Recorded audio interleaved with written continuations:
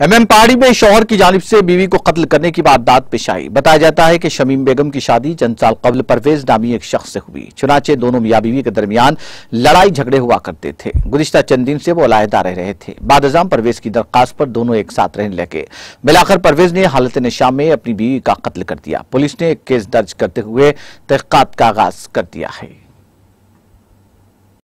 मेरी बहन का नाम शमीम बेगम है। तो मेरी बहन को जो है ना उनके शौहर जो है ना हमेशा शक करते थे।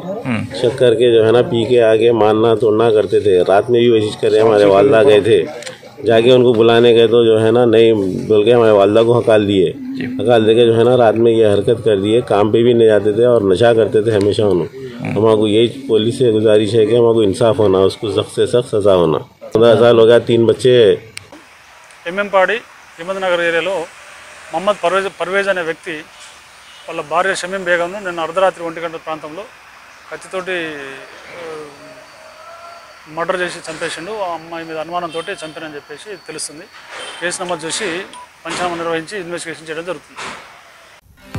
नाज़रीन, हमारे TTV न्यूज़ को सब्सक्राइब करिए, बेल आइकॉन को प्रेस करिए, शेयर करिए और लाइक करना ना भूलें।